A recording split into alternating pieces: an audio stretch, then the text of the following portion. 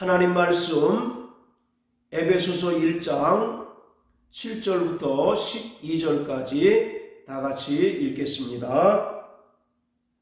우리가 그리스도 안에서 그의 은혜의 풍성함을 따라 그의 피로 말미암아 구속 곧 죄사함을 받았으니 이는 그가 모든 지혜와 총명으로 우리에게 넘치게 하사 그 뜻의 비밀을 우리에게 알리셨으니 곧 그 기쁘심을 따라 그리스도 안에서 때가 찬 경륜을 위하여 예정하신 것이니 하늘에 있는 것이나 땅에 있는 것이 다 그리스도 안에서 통일되게 하려 하심이라.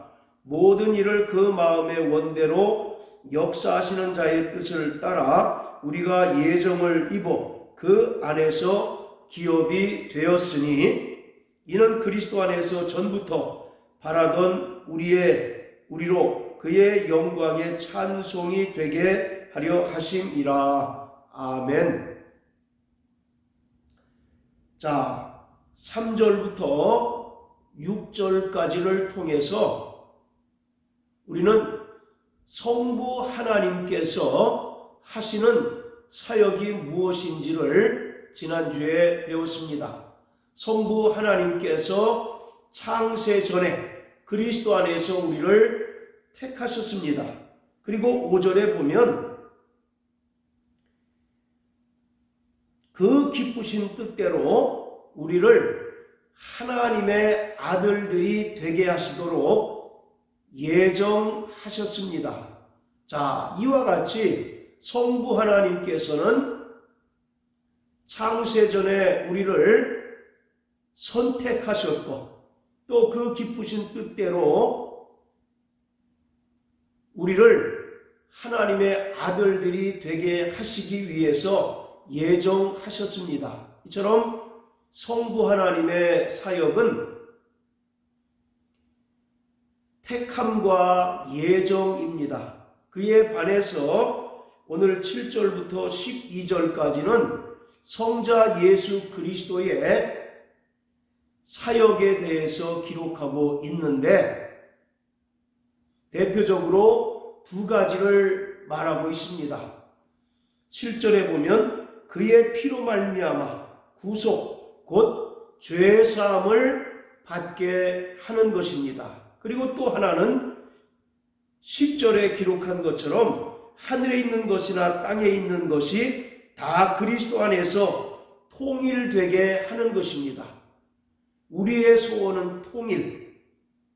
우리가 남북 통일을 열망하고 또 희망하지만 예수 그리스도가 이 땅에 오셔서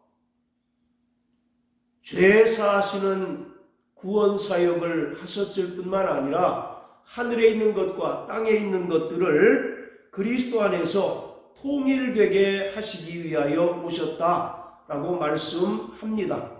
자, 그런데 이러한 성자 예수 그리스도의 사역은 성부 하나님의 예정 가운데서 때가 찬 경륜에 따라 이루어진 것입니다. 예수 그리스도는 이 땅에 오셔서 한 말씀도 자의로 하지 않으셨습니다.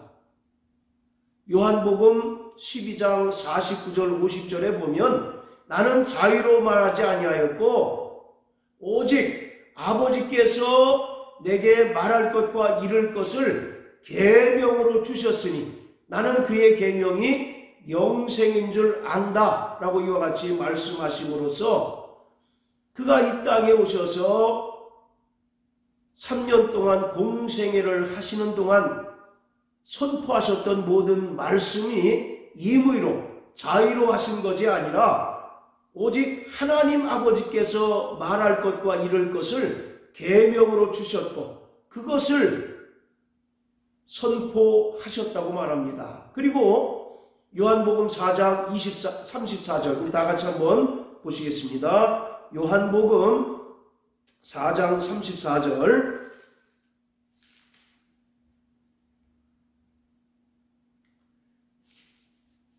자, 31절부터 34절까지 읽겠습니다. 그 사이에 제자들이 청하여 가로되 랍비여 잡수소서. 가라사대 내게는 너희가 알지 못하는 먹을 양식이 있느니라. 제자들이 서로 말하되 누가 잡수실 것을 갖다 드렸는가 한데 예수께서 이르시되 나의 양식은 나를 보내신 이의 뜻을 행하며 그의 일을 온전히 이루는 것이니라. 자, 34절에 보면 나의 양식은 나를 보내신 이의 뜻을 행하고 그의 일을 온전히 이루는 이것이다 라고 말씀하고 계십니다. 한 말씀도 자유로 하지 아니하셨고 또 이 땅에 오셔서 행하셨던 모든 일들이 그를 보내신 성부 하나님의 뜻을 행하고 또 그의 일을 이루시는 것이다 라고 말씀하고 있습니다. 그러므로 예수 그리스도께서 이 땅에 오셔서 이루신 모든 사역은 성부 하나님의 예정과 경륜 가운데 온전히 이루어진 것입니다. 그래서 9절에 보면 때가 찬 경륜을 위하여 예정하셨다라고 말합니다. 여기서 경륜이란 말은 헬라어로 오이코노미아라고 하는데 하나님께서 계획하시고 또 그가 친히 경영하시는 것을 말합니다. 이 말에서 영어의 이코노미가 유래가 되었습니다.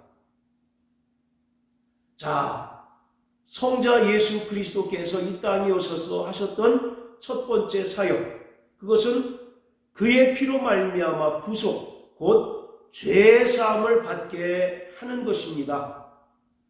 구속이라고 하는 말은 예수 그리스도의 보혈의 공로로 말미암아 죄의 노예에서 완전히 자유하고 해방된 것을 말합니다. 요한복음 8장에 보면 예수님께서 유대인들에게 말씀하시기를 죄를 범하는 자들마다 죄의 종이라고 말씀하고 있습니다. 첫사람 아담이 죄를 범함으로 말미암아 인간은 그 죄값에 팔려 마귀에게 속하여 일평생 죽기를 두려워하고 죄의 종노릇하는 그러한 처량한 신세가 되고 말았습니다. 그런데 하나님의 아들 예수 그리스도께서 이 땅에 말씀이 육신이 되어 오심으로써 친히 십자가에 달려 죽으셨고 또 그가 흘리신 피로 말미암아 인간의 모든 죄의 값을 완전히 탕감해 주셨습니다. 완전히 갚아 주셨습니다. 그래서 요한복음 19장 31절에 보면 예수님께서 십자가에 달려 운명하시기 전에 다 이루었다 라고 이와 같이 말씀하셨는데, 다 이루었다라고 하는 말은 헬라어로 테텔레스타이라고 합니다. 이것은 다 끝냈다라고 하는 의미도 있지만 그 당시에 사용하던 상업적인 용어로서 물건의 대금을 완전히 지불했다라고 하는 그런 의미가 있습니다. 그래서 예수님께서 다 이루었다라고 하는 말은 그가 친히 십자가에 달려 죽으시고 흘리신 피로 말미암아 인간의 모든 죄의 값을 그가 다 지불하시고 그가 다 갚아 주셨다는 것입니다. 그래서 사도행전 20장 28절에 보면 교회는 하나님의 피로 사신 자들의 모임이라고 말씀하고 있습니다. 이와 같이 예수 그리스도가 피 흘려 주심으로 말미암아 인간의 모든 죄의 값을 대신 갚아 주셨습니다. 과거 430년 동안 애굽에서 종살이하고 노예의 삶을 살던 이스라엘을 하나님께서 모세를 통해서 출애굽하게 하시고 또 광야에서 40년 동안 지내게 하시다가 하나님의 그 약속의 땅인 가나안 땅에 들어가게 하셨던 것처럼 우리도 본래는 마귀에게 속하고 또 마귀에게 속하여 죄의 종노릇하며 죽기를 두려워하는 존재였습니다. 그래서 에베소서 2장에는 공중 권세를 따라 살았으니 너희는 본질상 진노의 자녀라고 말합니다. 자, 또 우리 히브리서 2장을 다 같이 한번 보시겠습니다. 자, 히브리서 2장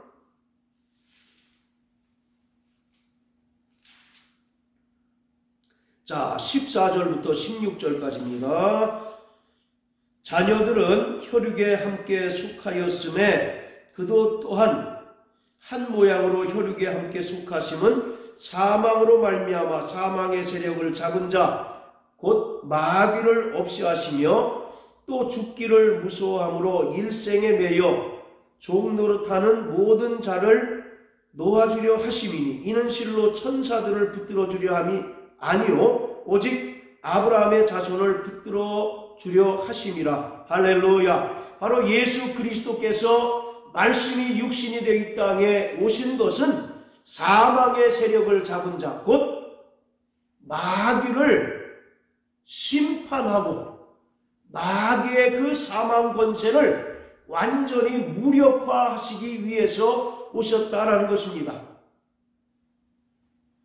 과거의 인간은 어떤 상태였느냐? 15절에 보면 죽기를 무서워함으로 일생에 매여 종노릇하는 자들이었다라고 말씀하고 있습니다. 즉 인간은 마귀에게 죄값에 팔려 죄의 종노릇하며 마귀를 아비라 부르며 그의 성품을 따라 살던 자들이었다는 것입니다.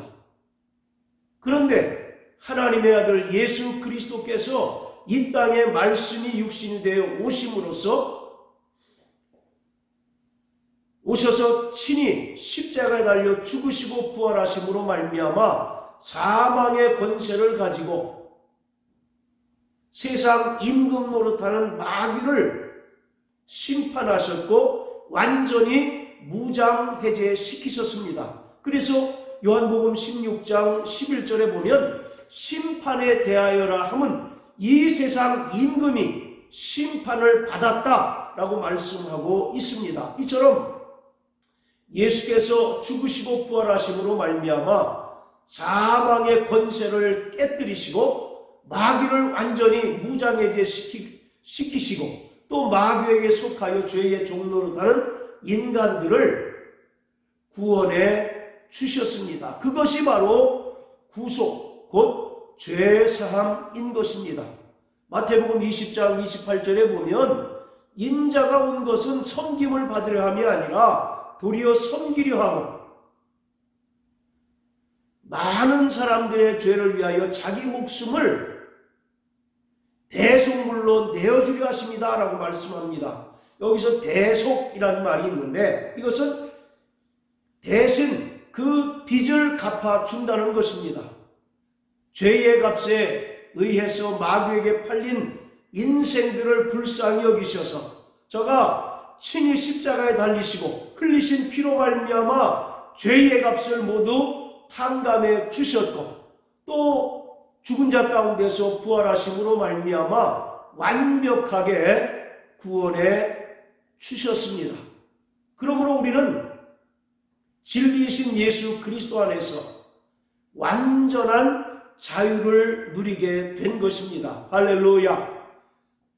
자, 따라하세요. 나는 죄에서 자유한 자다. 할렐루야. 바로 예수 그리스도께서 친히 피 흘리심으로 말미암아 우리의 모든 죄의 값을 탕감해 주셨고 또 부활하사 마귀의 사망 권세를 깨뜨려 주심으로 말미암아 마귀 아래서 신음하고 죄의 종노릇하는 불쌍한 인생들을 완벽하게 해방해 주셨고 또 자유를 주신 것입니다. 그러므로 우리는 아무 공로 없고 또 우리가 구원받을 만한 아무런 자격이 없다 할지라도 성자 예수 그리스도의 그 은혜의 풍성함을 따라서 우리가 비로소 구원함을 얻고 하나님의 자녀가 된 것입니다.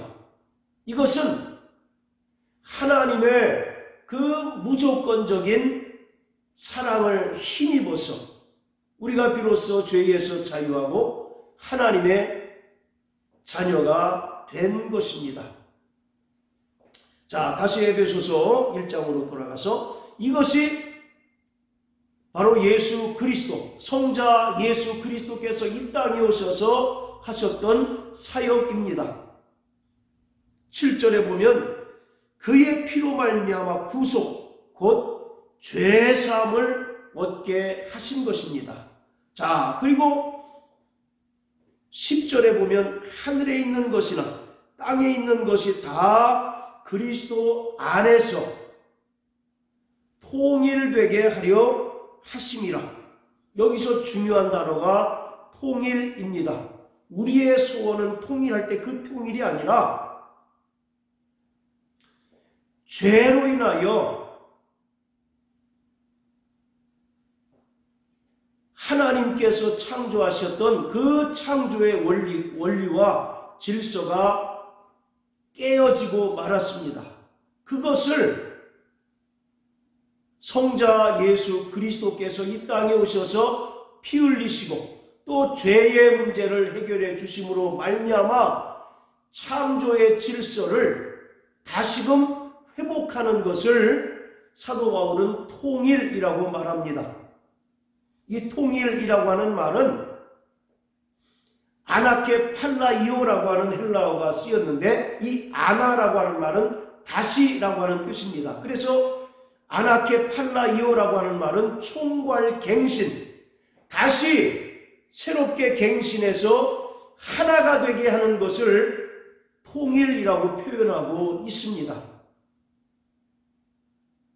창세기 1장 26절 27절에 보면 하나님께서 인간을 창조하실 때 다른 짐승들과 달리 하나님의 형상의 모양대로 사람을 창조하셨습니다. 그만큼 인간은 다른 피조물에 비해 특별한 존재로 지으셨다는 것입니다. 하나님의 형상대로 지으셨다는 것은 인간은 하나님과 같이 영적인 존재로 지음을 받았다는 것입니다. 그리고 다른 피조물들과 달리 독립된 인격체로서 자율성을 가진 존재라는 뜻입니다. 그리고 하나님의 형상대로 지음받은 인간은 세 가지 관계 속에서 사는 그런 존재입니다. 이 세 가지 존재라고 하는 것은 첫 번째는 하나님과의 수직적인 관계를 말합니다. 그래서 인간은 하나님을 사랑하고 또 하나님의 말씀에 절대적으로 순종하고 복종할 뿐만 아니라 기도를 통해서 하나님의 뜻을 깨닫고 또 하나님의 도우심을 요청하는 그런 존재라는 것입니다. 그리고 두 번째로는 바로 인간과 인간끼리의 수평적인 관계 속에서 살게 됩니다. 그래서 하나님께서 하와를 돕는 존재로 지으셨습니다. 인간은 절대 천상천하 유아독존의 존재가 아니라 상호간에 돕는 존재로 바로 살아가야 합니다. 자, 그리고 세 번째 관계는 인간과 하나님께서 지으신 피조물, 다른 말로 하면 자연과의 관계입니다. 하나님께서는 인간에게 복을 주셔서 생육하고 번성하고 땅에 충만하고 다스리고 정복하라고 말씀하고 계십니다. 즉 첫사람 아담에게는 하나님께서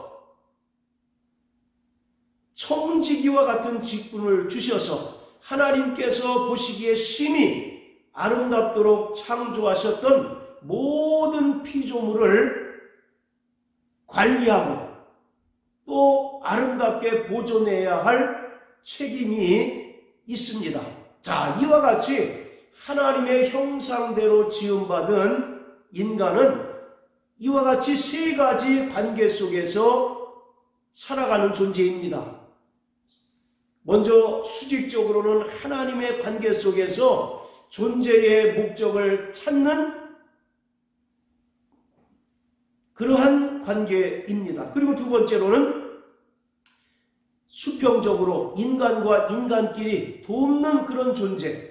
그리고 세 번째로는 인간과 자연과의 관계로 다스리고 또 정복하고 또 아름답게 보존해야 할 그런 책임을 맡은 존재입니다. 그런데 문제는 창세기 3장에서 뱀의 유혹으로 인하여 인간이 불순종하여 죄를 범하고 결국 타락하게 되었습니다. 그 죄의 결과 인간의 영혼이 죽게 되었고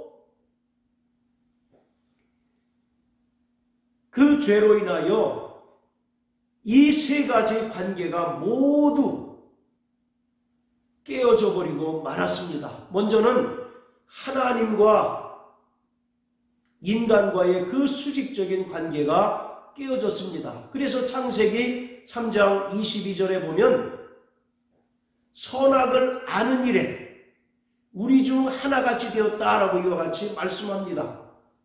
하나님과의 그 수직적인 관계가 깨어진 인간은 이제 더 이상 하나님을 의존하는 그런 존재로 살아가지 않고 자신을 스스로 하나님의 반열에 올려놓고 자기가 신인 것처럼 자기가 하나님인 것처럼 모든 선악을 판단하는 그런 존재가 되었다는 것입니다. 자, 그리고 두 번째, 인간과 인간끼리의 그 수평적인 관계가 깨어져서 이제는 서로가 약육강식의 그런 관계가 형성이 됨으로 인해서 강한 자는 약한 자를 짓밟고 또 약한 자는 강한 자에게 굴종하는 그런 관계에서 살 수밖에 없습니다. 그리고 세 번째로는 이제 바로 인간과 자연과의 그 관계가 깨어짐으로 말미암아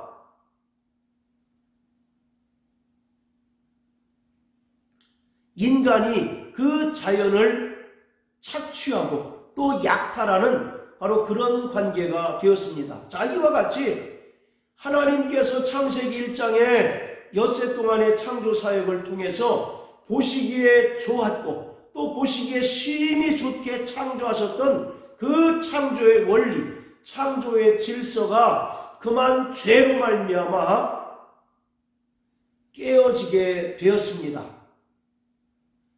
자, 우리 창세기 1장을 다 같이 한번 보시겠습니다.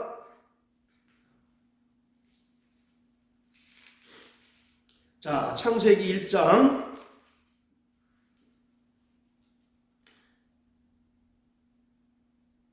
자, 29절 30절입니다. 하나님이 가라사대 내가 온 지면에 씨 맺는 모든 채소와 씨 가진 열매 맺는 모든 나무를 너희에게 주노니 너희 식물이 되리라. 또 땅의 모든 짐승과 공중의 모든 새와 생명이 있어 땅에 기는 모든 것에는 내가 모든 푸른 풀을 식물로 주노라 하시니 그대로 되니라. 하나님께서 인간을 포함한 모든 짐승에게 씨 맺는 채소와 씨 가진 열매 맺는 모든 나무를 식물로 주셨습니다. 그러니까 하나님께서 창세기 1장을 통해서 엿새 동안 창조하신 피조물들에게 채식을 허용하셨다는 것입니다. 그런데 인간이 하나님께 불순종하고 죄를 범하여 타락함으로 말미암아 창조의 질서가 깨어진 이후로는 이제는 약육강식의 어떤 그런 그 질서가 새롭게 이제 세워지고 또 먹이사슬이라고 하는 그런 관계가 형성이 됩니다. 그래서 강한 짐승이 약한 짐승을 잡아먹고 육식동물이 초식동물을 잡아먹고 하는 그런 먹이 사슬이 생겨나게 된 것입니다. 이와 같이 죄로 인하여 인간은 마귀에게 죄값에 팔려 죄의 종노릇하는 존재가 되었을 뿐만 아니라 이러한 죄의 결과로 인하여 하나님의 창조의 질서가 깨어져 버리고 말았습니다. 자, 우리 로마서 8장을 다 같이 한번 보시겠습니다. 자, 로마서 8장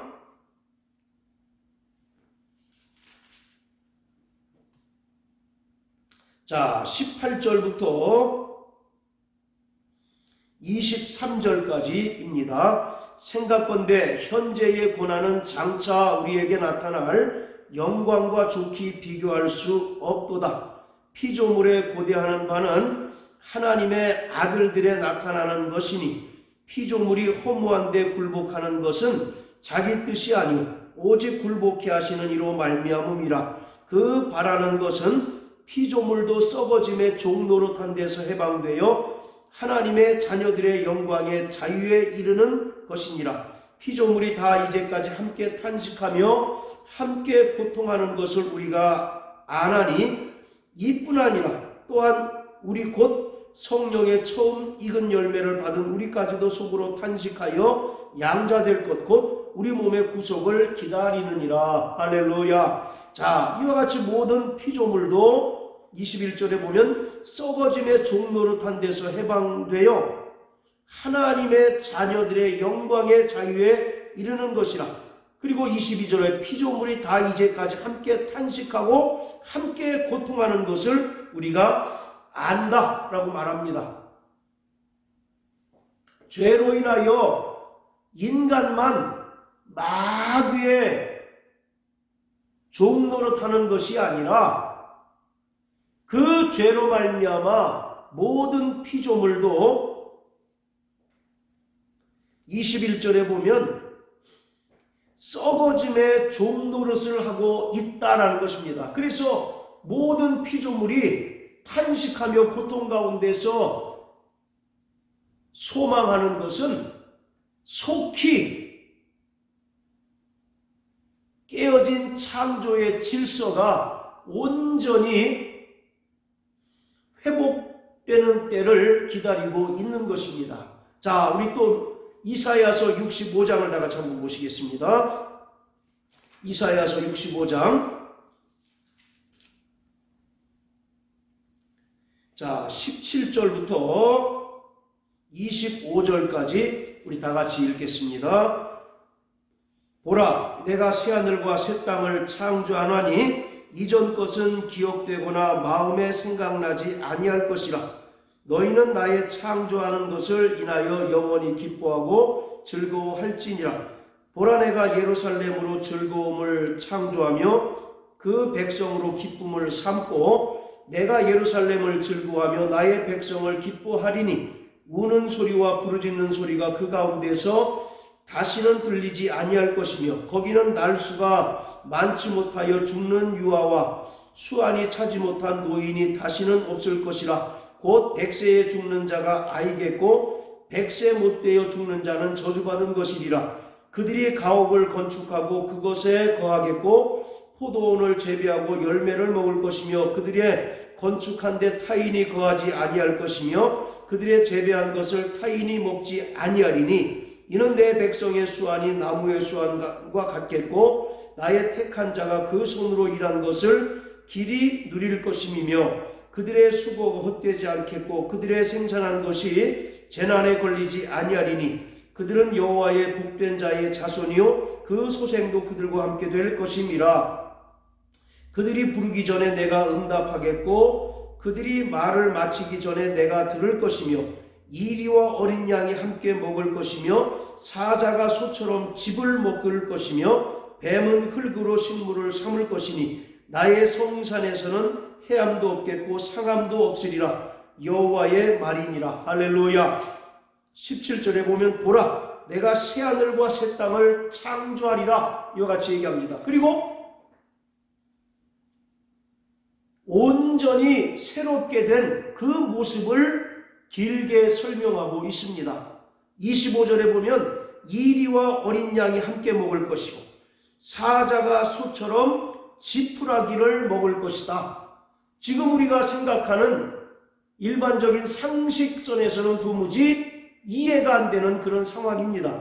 어떻게 이리와 어린 양이 함께 먹겠습니까? 대번에 이리가 양을 잡아먹게 되겠죠.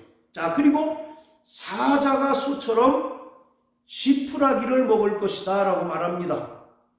사자는 육식동물로서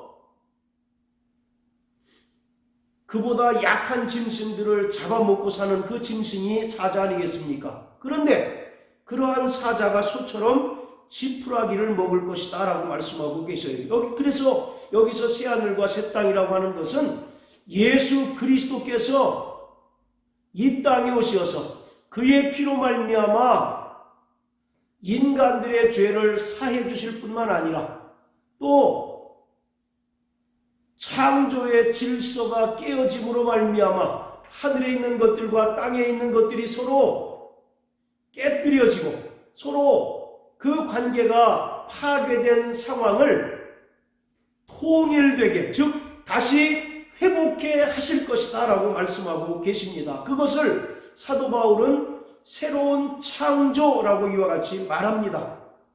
고린도후서 5장 17절에 보면 보라 이전 것은 지나갔으니 새로운 피조물이 되었다라고 말씀하고 있습니다.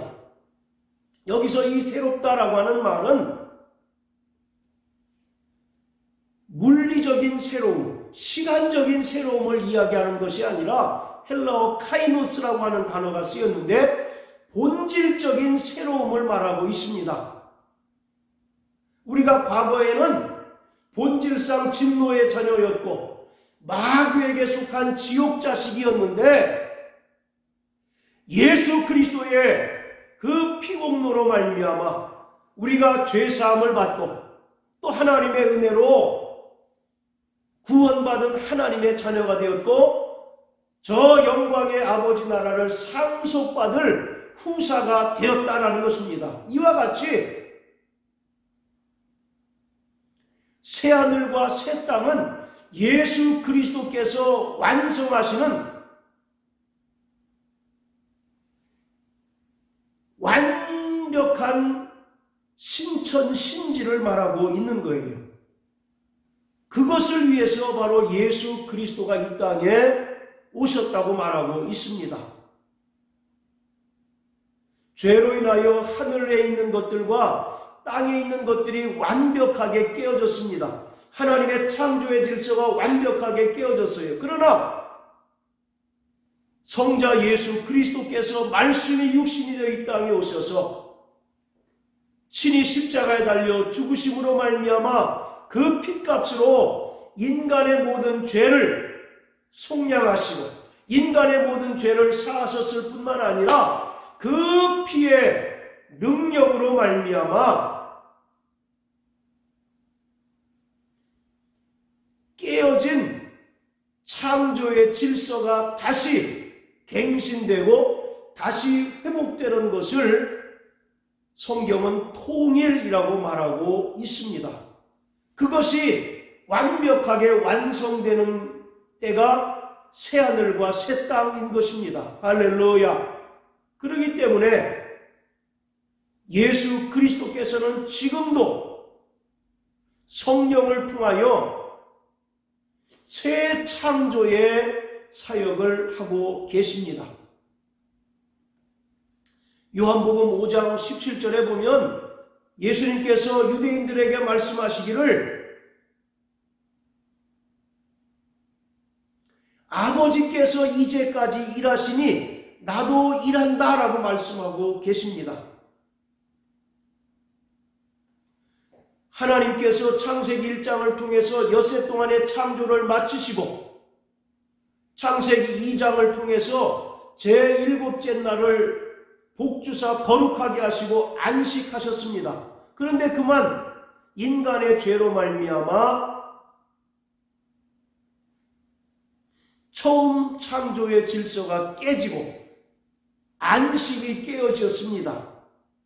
따라서 하나님 아버지께서는 지금도 새 창조의 일을 하시는데, 그 새 창조의 일을 위해서 예수 그리스도께서 이 땅에 말씀이 육신이 되어 오셔서 십자가에 달려 죽으시고 부활 승천하신 것입니다. 그러므로 오늘 우리는 성자 예수 그리스도의 그 은혜의 풍성함을 따라서 구원받은 것에 감사하고, 또 우리가 그 보혈의 공로로 말미암아 이제 더 이상 처음 창조에 속한 죄인이 아니라 새로운 창조에 속한 새로운 피조물이 된 것을 기뻐하고 감사하고, 또 그에게 합당한 영광을 돌리며 또 은혜의 찬송이 되어야 하는 것입니다. 자, 다시 에베소서 1장으로 돌아가서 12절에 이는 그리스도 안에서 전부터 바라던 우리로 그의 영광의 찬송이 되게 하려 하심이라. 할렐루야. 바로 우리는 정말 그 예수 그리스도의 공로를 은혜로 받아서 구원받고 하나님의 자녀가 되었고, 또 영광의 아버지 나라를 기업으로 상속받을 자가 되었습니다. 그렇기 때문에 우리가 어찌하니 그 은혜를 찬송하지 않을 수 있겠으며, 또 어찌하니 그 압도적인 구원의 은총을 전파하지 않을 수 있겠습니까? 그러므로 우리는 이 땅에 살아가는 성도로서 존재 목적은 성자 예수 그리스도께서 그 몸을 찢으시고 그 살을, 그 피를 흘리심으로 말미암아 우리에게 주신 구원, 우리에게 주신 그 영원한 생명을 찬송하고 또 그 은혜를 증거하는 자가 되어야 하는 것입니다. 할렐루야. 자, 우리 베드로전서 2장 9절입니다. 시작. 오직 너희는 택하신 족속이요 왕같은 제사장들이요 거룩한 나라요 그의 소유된 백성이니 이는 너희를 어두운 데서 불러내어 그의 기이한 빛에 들어가게 하신 자의 아름다운 덕을 선전하게 하려 하심이라. 할렐루야. 오직 너희는 택하신 족속이고 왕같은 제사장들이고 거룩한 나라, 또 그의 소유된 백성이라는 겁니다. 그리고 이러한 자들이 해야 할 일은 뭐냐?